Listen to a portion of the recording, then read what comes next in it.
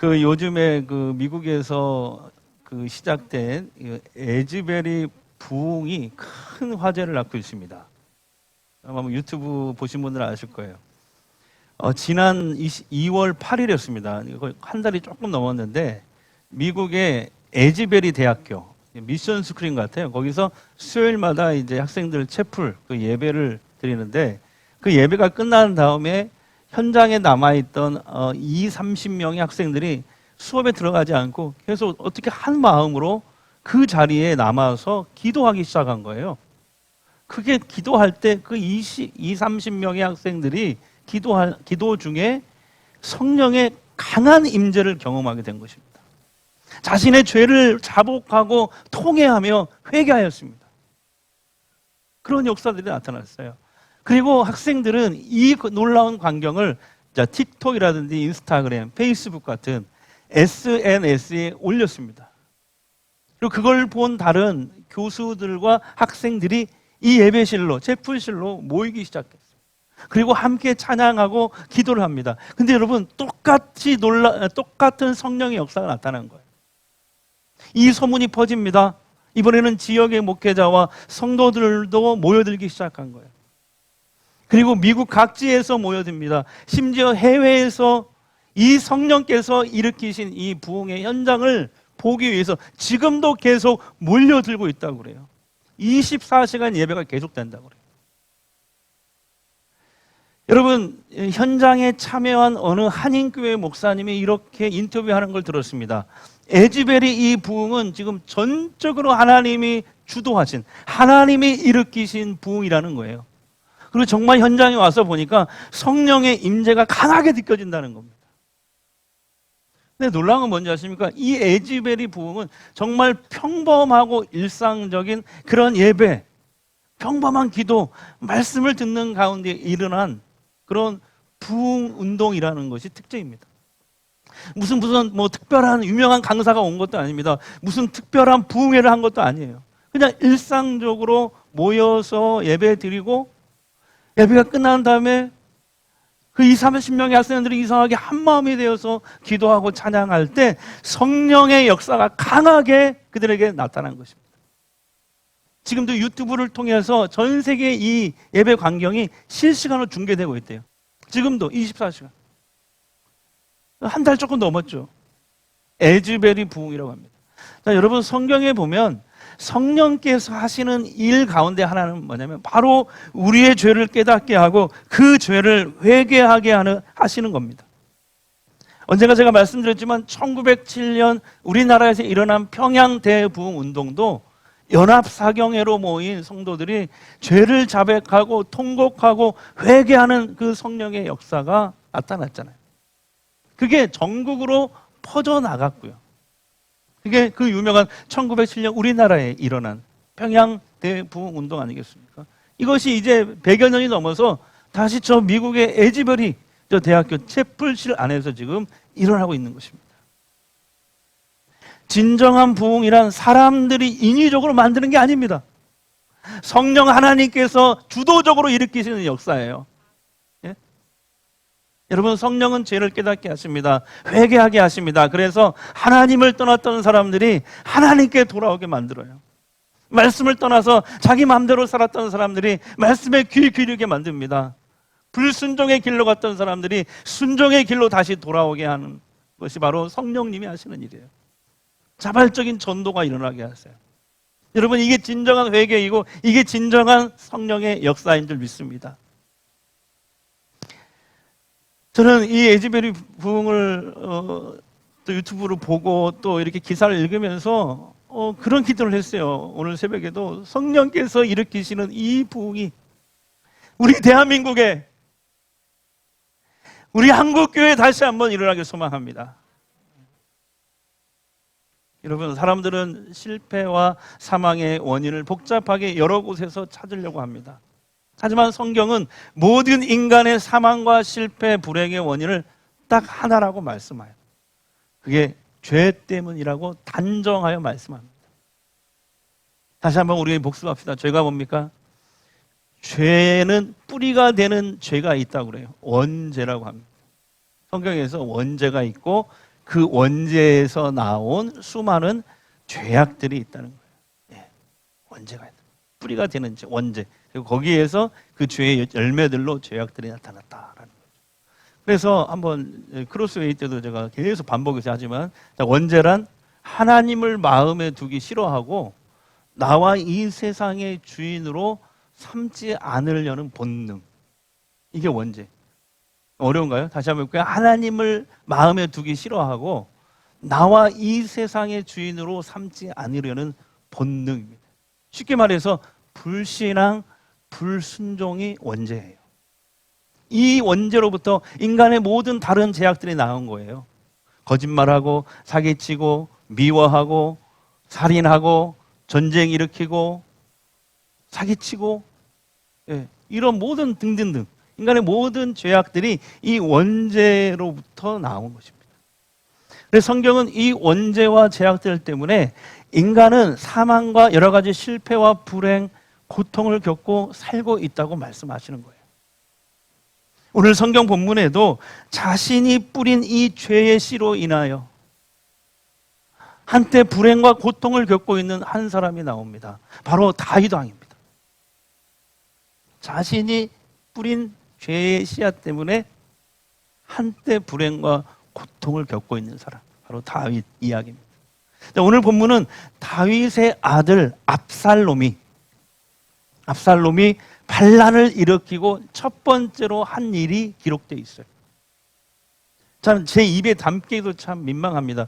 그것은 공개적으로 아버지의 후궁들을, 어머니 뻘이잖아요, 아버지의 후궁들을 겁탈하는 그런 폐륜적인 범죄가 오늘 성경에 기록되어 있습니다.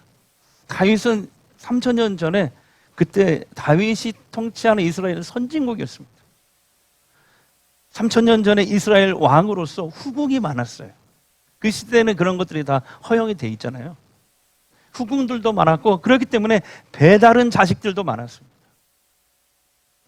근데 어느 날 다윗의 장남 암논, 암논이라는 이 장남이 배다른 여동생 다말에게 몹쓸 짓을 합니다. 그러니까 이 다말의 같은 엄마, 친오빠 압살롬이 이 암논을 죽입니다. 그리고 도망칩니다. 어디로 도망치냐면 이스라엘 북쪽에 이 경계를 넘어가서 그술이라는 이방 땅으로 도망쳐서 거기서 3년 동안 숨어 삽니다. 그리고 3년 후에 겨우 이제 돌아왔는데 아버지 다윗이 압살롬을 쳐다보지도 않아요. 2년 동안 만나주질 않는 거예요. 그래서 2년 후에 가까스로 다윗과 만납니다. 그러니까 이 압살롬은 다윗을 5년 동안 못 보고 산 거죠. 5년째 이제 만나는 거죠. 근데 만났긴 만났는데 성경에 보니까 아버지가 별로 이렇게 대하고 싶지가 않은 거예요. 압살롬을 이제 왕자로서 복원을 시켜줍니다. 시켜주는데 압살롬이 뭘 하냐면 4년 동안 거사를 준비해요. 왕자로 복권이 된다. 그리고 이 지도를 보시면 마침내 저 헤브론에서 반란을 일으킵니다. 4년 동안 준비를 해가지고 거사를. 그래가지고 그 군대를 이끌고 이 압살롬이 자기 아버지 다윗 왕을 죽이고 자기가 왕이 되려고 저 예루살렘 왕궁을 향해서 진격을 합니다. 군대를 이끌고 예루살렘 왕궁으로 쳐들어가요. 다윗은 이 소식을 듣고 후궁 10명만 남겨둔 채 왕궁을 떠나요. 이걸 뭐라고 그러죠? 몽진이라고 하나요? 피난을 갑니다. 왕이. 그래서 저 요단강을 건너서 마남이라는 곳으로 피난을 갑니다. 굉장히 멀리 갔죠. 압살롬은 저 헤브론에서 군대를 이끌고 예루살렘 왕궁을 딱 차지합니다. 아, 이제 거사에 성공했다. 그리고 자기 책사, 아주 교활한 사람입니다, 아히도벨에게 이제 내가 이 왕궁을 차지했는데 뭐부터 하면 좋겠어? 한번 얘기해봐. 조언을 구합니다. 그러니까 아히도벨이 뭐라고 하냐면 이렇게 얘기해요. 왕이시여, 왕궁 옥상에다가 장막을 치십시오. 텐트를 쳐놓고, 텐트를 다 사람들이 보게 다 걷어놓고 위로 텐트만 치고 많은 백성들이 보는 앞에서 왕궁 옥상에 다 보일 거 아니에요. 많은 백성들이 보는 앞에서 아버지 후궁 10사람을 강간하십시오. 겁탈하십시오. 그러면 사람들이 이제 아버지 다윗과 압살롬이 원수가 되었구나 하면서 많은 백성들이 당신에게 찾아오고 따를 것입니다. 이렇게 조언을 해요. 여러분, 당시 그 3000년 전이잖아요. 고대 시대에는 어떤 왕이 구테타로 반란을 일으켜서 왕위를 뺏었잖아요. 그러면 그 왕은 죽일 뿐만 아니라 그 후궁들은요, 그 빼앗은 왕의 차지가 되는 거예요. 그게 원래 그 시대 관례였어요. 그러나 여러분, 이것은 아들이 절대로 범해서는 안 되는 폐륜 범죄잖아요. 그리고 성경에 이렇게 나와 있어요. 아버지가 데리고 사는 여자의 몸을 범하지 말라. 하나님께서 금지하신 일이었어요. 근데 다윗의 아들 압살롬은 아히도벨의 말대로 백주대낮에 공개적으로 다윗의 후궁들을 겁탈합니다. 다윗은 암논이 다말을 강간하고 또 압살롬이 또 암논을 죽이고 결국 압살롬이 반란을 일으키고 이런 폐륜 범죄를 저지른 것을 다윗은요, 내 죄 때문이다. 9년 전에 내가 하나님 앞에 저지른 범죄로 인한 하나님의 징계로 받아들였습니다. 여러분, 지난주에 말씀드렸죠. 9년 전에 어떤 일이 있었죠? 다윗이 밧세바를 차지하기 위해서 강제로 데려와서 간음했죠. 또 그 죄를 숨기기 위해서 그의 남편 우리야 장군을 간접 살인했어요. 근데 그 사건이 묻히는 줄 알았지만 하나님은 나단 선지자를 보냈어요. 그래서 그에게 이걸 이렇게 예고했습니다. 그 예고가 이루어진 거예요. 제가 요약해 가지고 왔어요. 사무엘하 12장 10절 12절 말씀인데, 너는 몰래 남의 아내를 빼앗아 왔지? 그런데 너는 너와 가까운 자에게, 그게 자기 아들인지는 몰랐을 거예요. 너는 너와 가까운 자에게 내 아내를 빼앗길 터인데 그 자는 모든 사람이 보는 앞에서 대낮에 공개적으로 너의 아내들과 동침할 것이다. 9년 전에 하나님이 나단 선지자를 통해서 분명히 예고하신 말씀이 이루어진 거예요. 그러니까 다윗이 이런 보고를 듣고 피난을 가면서 이런 보고를 들었을 거 아니에요. 어떤 생각이 들었을까? 그때 9년 전에 내 죄가 이렇게 하나님으로부터 징계를 받는구나. 그때 나단 선지자가 한 얘기가 맞구나. 그래서요, 다윗은요, 피난 갈 때도요, 사실은 법궤를 든 제사장들이 다윗을 따라오려고 했거든요. 근데 따라오지 마세요. 그냥 예루살렘에 머물러 계세요. 이렇게 얘기합니다. 왜 그러냐? 다윗은 자기가 겪는 이 모든 불행이 하나님의 징계이니, 하나님의 벌이니 내가 달게 받아야죠.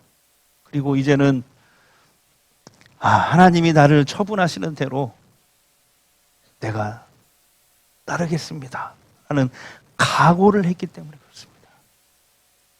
9년 전에 나단 선지자가 다윗의 죄를 지적했죠. 다윗은 즉시 회개했어요. 그래서 하나님도 즉시 용서해 줬어요. 하지만 여러분, 오늘 말씀을 통해서 우리는 가슴에 새겨야 돼요. 다윗이 용서를 받았지만 다윗이 뿌린 죄의 씨앗은 그의 삶 가운데 이렇게 비극적인 죄의 열매로 나타난 것입니다. 이걸 알아야 돼요. 다윗은 회개해서 용서를 받았지만 그 죄의 씨앗은 엄청났다는 것이죠. 그 결과는. 그게 다윗에게 불행과 고통을 가져다 준 것입니다.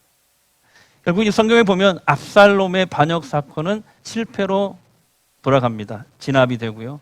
그 과정에서 압살롬도 죽게 돼요. 근데 압살롬이 죽었다는, 비참하게 죽었다는 소식을 다윗이 듣고 너무 슬퍼합니다. 시편에 나와요. 막 통곡을 하면서 울어요. 압살롬아, 압살롬아 하면서. 왜 그럴까요?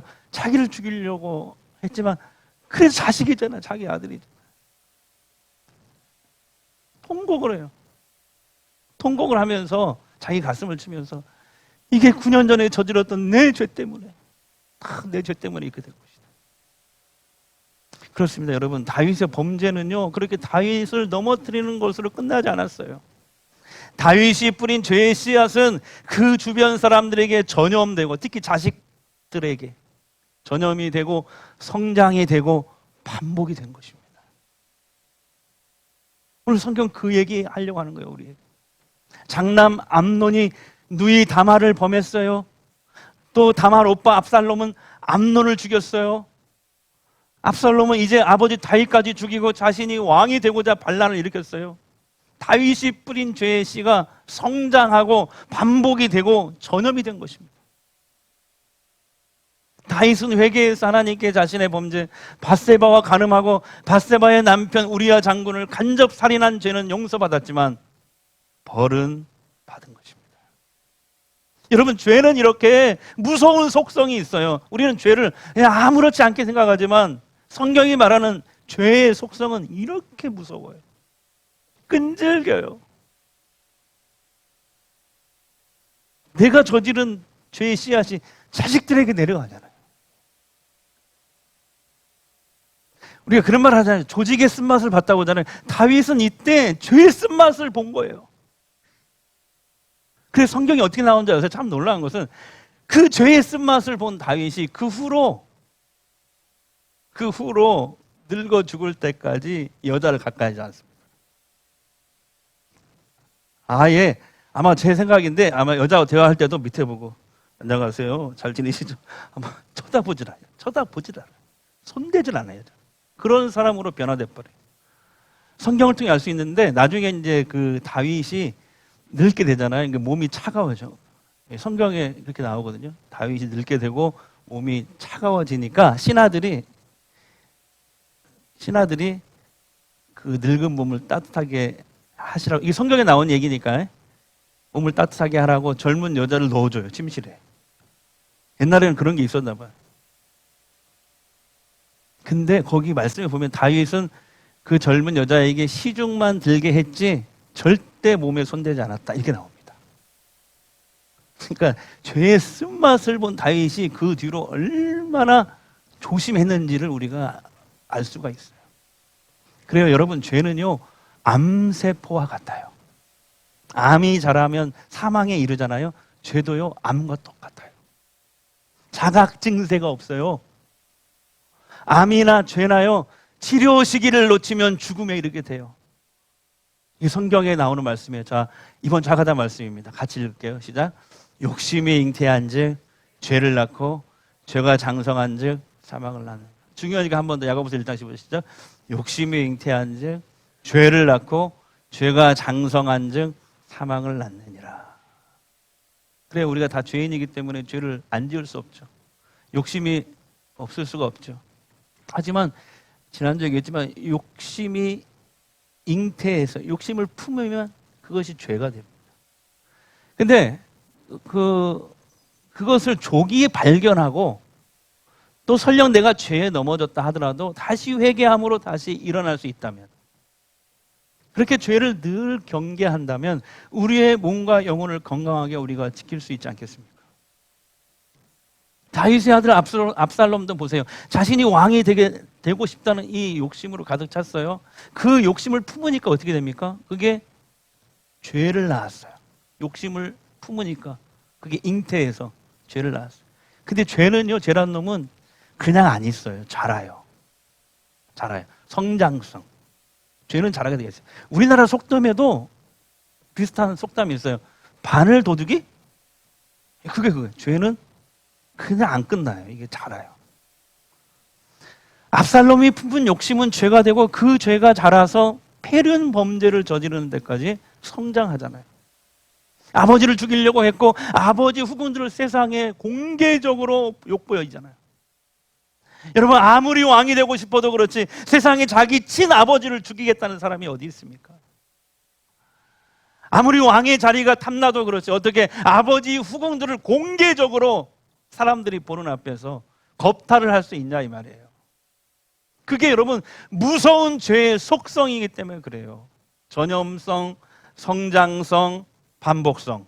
한번 해볼까요? 시작. 그게 죄의 무서운 속성이기 때문에 그래요. 전염성, 성장성, 반복성. 자, 시작. 그래, 암이 사방으로 이렇게 전이 된다고 하잖아요. 그래서 사람이 죽는 것처럼 우리도 욕심과 이 탐욕, 이 죄를 제어하지 못하면 죄가 점점 자라고 커지게 됩니다. 그게 죄는요, 한 번으로 끝나지 않아요. 반복이 돼요. 그리고요, 주변 사람들에게 전염이 됩니다. 주로 죄송한 얘기지만 자식들에게 그게 전염이 돼요. 우리나라 속담에 그런 얘기 있잖아요. 죄송합니다. 그 애비의 그 아들이다. 그 엄마의 딸이다. 그래서 어르신들이 그러잖아요. 그 며느리감 구하려면 누굴 보라고? 엄마 보라고. 그게 괜히 나온 얘기 아니에요. 그러므로 여러분, 우리 늘 기도해야 돼. 이 기도해야 돼. 하나님, 제 안에 욕심이 생기면 빨리 깨닫게 해주세요. 암세포가 생긴 것처럼 두려워하게 해주세요. 그리고 어떤 대가를 치르더라도 미루지 말고 그걸 예수의 보혈로 회개함으로 처치하고 제거해서 영적인 생명, 영적인 건강을 이어갈 수 있게 해주세요. 그렇다면 암을 점검하듯이 죄를 점검하고 이길 수 있는 방법은 뭘까요? 우리 한번 정리를 해봅시다. 첫째는 하나님의 말씀을 가까이에서 자신을 살펴보라는 거예요. 크리스찬 베이직이라는 굉장히 좋은 책이 있어요. 김동호 목사님이 쓰신 책인데 거기에 말씀은 엑스레이와 같다고 얘기하더라고요. 너무 좋은 비유예요. 말씀은 엑스레이와 같다. 엑스레이가 뭐죠? 뼈가 금이 가거나 부러졌을 때 어디가 어떻게 잘못됐는지를 살펴보는 거, 점검하는 겁니다. 그러니까 엑스레이 자체가 사람을 치료하는 건 아니에요. 하지만 어디가 어떻게 잘못되었는지는 점검할 수 있어요. 하나님 말씀의 영적 엑스레이예요. 그것을 영적 엑스레이로 삼고 자신을 늘 말씀 앞에 세우는 것입니다. 어떻게 세워야 될까요? 설교 말씀 잘 들으셔야 돼요. 듣기. 그다음 매일 좋으니까 한 장씩이라도 성경을 소리내서 읽기 바랍니다. 읽기 싫으면 요즘에 스마트폰 버튼만 누르면 들을 수 있어요. 드라마 바이블 같은 거. 그 다음에 크로스웨이 같은 이 성경 공부 참여해서 말씀을 정확하게 배워야 돼요. 하나님이 우리 인간을 왜 만드셨고 죄가 뭐고 우리는 어디서 왔고 어디로 가는지 우리에게 주신 사명은 무엇인지 교회는 무엇이고 이런 것들을 우리가 말씀을 통해 정확하게 알아야 되고 하나님의 마음이 무엇인지를 알아야죠. 공부해야 됩니다. 말씀 듣기, 읽기, 공부, 그 다음에 암송입니다. 암송. 오늘 또 우리 크리스도의 성도들 4개 제가 과제를 내줬거든요. 암송하라고. 암송, 그 다음에 하가다, 그 다음에 쓰기, 큐티 등을 통해서 하나님 말씀을 가까이 해야 돼요. 그래서 그 말씀을 가지고 말씀을 가까이 해서 자신의 내면을 늘 들여다보고 점검해야 합니다. 자, 두 번째는요, 죄는요, 어떻게 처리할 수 있냐면, 치료할 수 있냐면, 자백하고 회개함으로 그때 제거해야 됩니다. 하나님은 지난주 말씀드렸죠. 요일 1구 죄 처리법. 같이 해볼까요? 시작. 요일 1구 죄 처리법을 약속해 주셨어요. 지난주 아까도 말씀이었죠. 같이 해볼까요? 만일 우리가 우리 죄를 자백하면 그는 미쁘시고 오르사 우리 죄를 사하시며 우리를 모든 불의에서 깨끗하게 하실 것이요. 아멘. 회개는 한 번 구원받았으니 더 이상 안 하는 게 아닙니다. 구원파라는 이단은 그렇게 주장하지만 잘못된 거예요. 천국 가는 그날까지 매일매일 우리 회개해야 돼요. 말씀을 통해서 또 성령께서 우리에게 생각나게 하시면 즉시 예수 보혈 의지하여 회개함으로 처리해야 됩니다. 예수님께서 십자가에 흘리신 그 보혈의 공로로 의지해서 우리가 죄를 자백하고 회개하면 어떤 일이나 영적으로 이건 제가 만들어낸 거예요.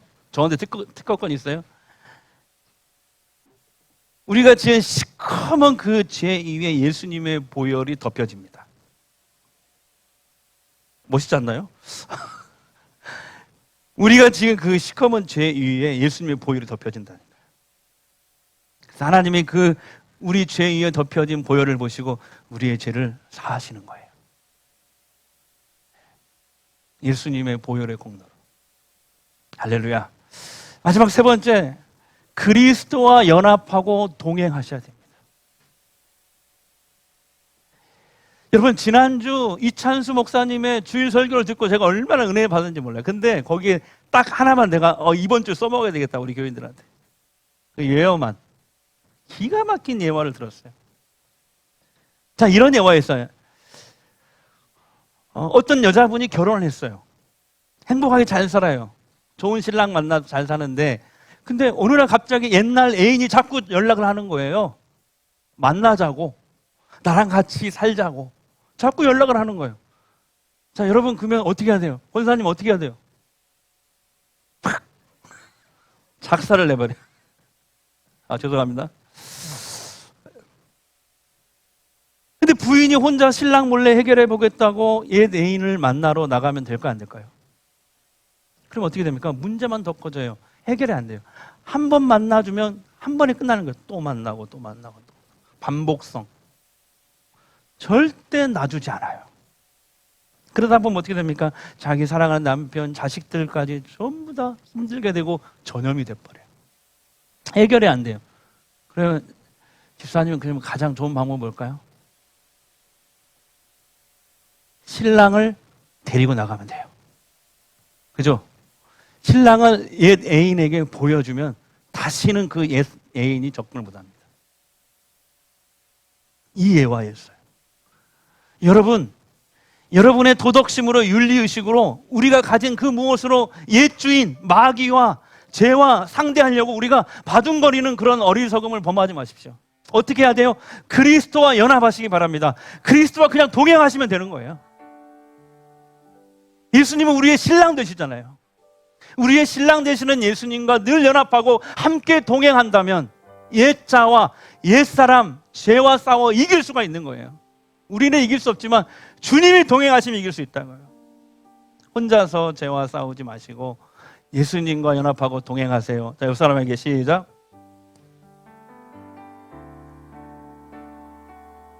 그렇게 우리 주님과 늘 연합하고 동행하셔서 죄를 이기는 믿음의 성도들이 다 되시기를 주의 이름으로 축복합니다. 주의 보혈 능력이 있도다. 주의 피 믿음으로 하며 주의 보혈 그 어린 양의 매우기 증한 피. 다시 한번 우리 큰 소리. 주의 보혈 주의 보혈 능력이 주의 피 주의 피 믿음으로 하며 주의 보혈 그 어린 양의 매우기. 우리 두 손 들고 한 번만 더 고백합니다. 주의 보혈 능력이 있도다. 아멘. 주의 능력이 있도다. 아멘. 주의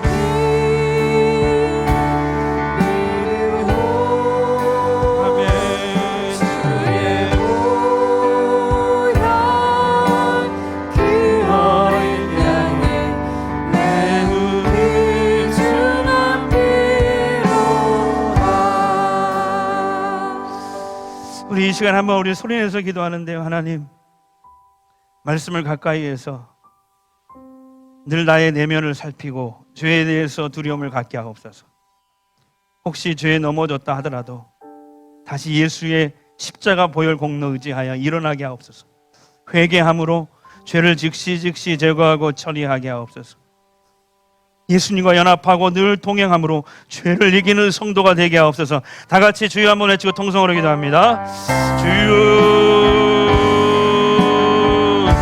주여.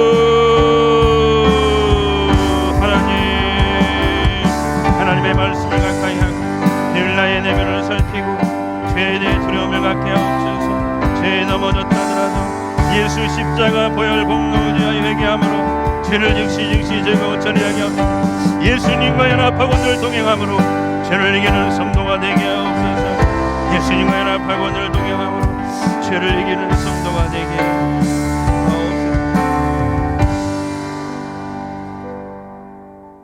욕심이 잉태한즉 죄를 낳고 죄가 장성한즉 사망을 낳느니라. 압살롬에게 왕이 되고 싶다는 욕심이 들어갔습니다. 욕심을 제거하지 못하고 품고 있었더니 죄가 잉태되었습니다. 죄가 잉태되었을 때도 그것을 회개하지 않고 품고 있으니 장성하게 되어서 인간으로는 상상할 수도 없는 엄청난 죄악을 범하는 자가 되었습니다. 아버지를 죽이려고 했고 아버지 후궁을 백주대낮에 겁탈하고 하는 데까지 이르게 되었습니다. 그러니 어찌 압살롬 그가 살아남을 수가 있었겠습니까? 우리는 세상의 암을 빨리 발견하고 또 발견하면 빨리 수술하고 치료해서 지금 평균 수명이 높은 시대를 살아가고 있습니다. 하나님, 우리의 영적인 삶도 그런 삶 되게 하여 주시옵소서. 날마다 하나님의 말씀으로 우리의 삶을 확인하고 욕심을 제거하고 잘못된 생각을 회개하고 죄를 제거해서 하나님 영적으로 늘 건강하고 깨끗한 삶 살아서 하나님 영성의 구원의 축복을 이 땅에 사는 동안에도 누리며 살게 하여 주시옵소서.